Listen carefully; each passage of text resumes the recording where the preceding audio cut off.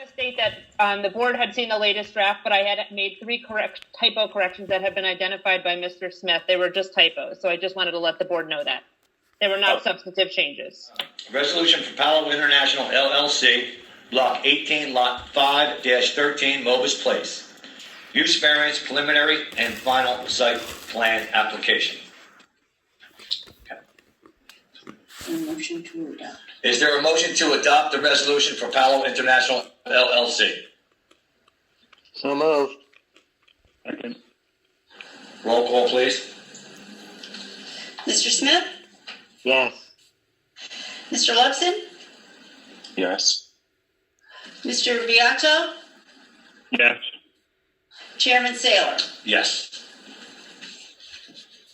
Block 6, Lot 2-72-74, West Main Street, LLC. Is there a motion to adopt the resolution interpretation of the Town of Clinton ordinance dwelling 2-family? So moved. Second. Roll call, please. Mr. Luxon? Yes. Mr. Smith? Yes. Mr. Kelly? Yes. Mr. Saylor? Yes. 9-11, Route 22, Q&A, Real Estate Development, LLC. Deegan Roofing, variance and waiver of site plan approval. Is there a motion to approve the resolution? Or adopt the resolution, excuse me. So moved.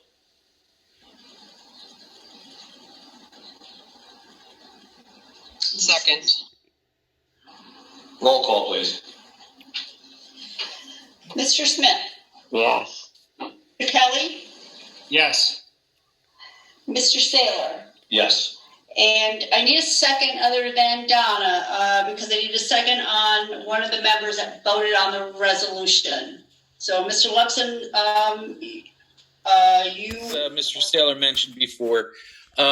This property is the old Mobus Farm, which is has an address of 65.5 Center Street in Clinton. But it's really, I'm sure you all know it the same way I do, was the Mobus Farm on Dead Man's Curve across the street from the Marriott Hotel. I would just, we were declared complete, I believe it was in May. Bob, you might correct that, Mr. Clerico, I mean. So I just want to read something as an introduction, because I'm not sure if everyone really knows exactly what's going on here. So I'm going to read from the Town of Clinton. I'd like to mark 2 things, and I did not provide them to Allison beforehand because I wasn't sure I was going to use them or not. I think we are at applicants 23. So one of the things I'm going to mark is Town of Clinton Ordinance 2019-11. And that's going to be, and Allison, you let me know whether you want me to email these to you or however you want. Exhibit is a settlement agreement with the town, between the applicant and the town, which is dated October 30th, 2018. And that's going to be A24. Again, I will provide it however you want it, electronically, or I can drop it by however I can. Mr. Kyle did give us a review letter on Friday. Mr. Clerico's review letter was somewhat extensive and didn't come in until this afternoon. A very short statement as part of the record, if you do not mind, Mr. Chairman. No. Okay. In the state of New Jersey, I believe it's every 5 years, every municipality must, and now there have been other forms of how they were doing it, but now, based on a Supreme Court ruling, every municipality must, by way of a declaratory judgment action, prove that it's providing its fair share of affordable housing.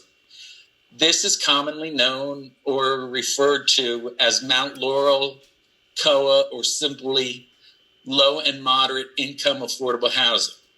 The town of Clinton filed a declaratory judgment action in the Superior Court, Hunterdon County, captioned in the matter of the town of Clinton, docket HNTL 304-15, in furtherance of New Jersey Supreme Court's March 10th, 2015 decision in re the adoption of NJAC 5:96, 221 NJ1 2015. Clinton Mobus, 34, is the owner of Block 14, Lot 32, intervened in that declaratory judgment action seeking to develop the property in order to assist the municipality in meeting its affordable housing obligation. On September 18th, 2018, the town of Clinton entered into a settlement agreement with the Fair Share Housing Center, and on October 30th, 2018, with Clinton Mobus, that determined the town's current affordable housing obligation and how that obligation would be addressed. On or about August 28th, 2019, the governing 19-11, which created the MF or multifamily zone, and the application that's currently before the board is part of that settlement agreement to provide some of the affordable housing obligation of the municipality. Yes, the affordable units are going to be located off-site. They're going to be in Mobus or a different entity purchase property. Could it have been around the summer of 2016? Yes. Okay. All right. Now, subsequent to purchasing the property, you, through council, filed as an intervener in the municipality's affordable housing declaratory judgment suit. Is that correct? That is correct. And I stated before that on or about October 30th, 2018, you settled that suit with the town of Clinton, correct? Correct. Okay. Now, the application is proposed, and Wayne will get into greater detail momentarily, is calls for 56 townhouses and 3 commercial pads fronting along Route 31. How did you get to? Could you just give the board and the members of the public just a quick overview of how you got to that point?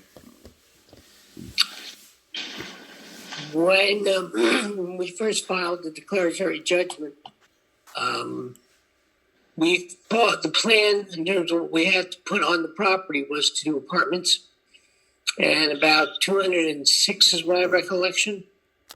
So going back and forth with the town, we, after many months, actually probably more like 2 years, ended up agreeing on the 56 townhomes.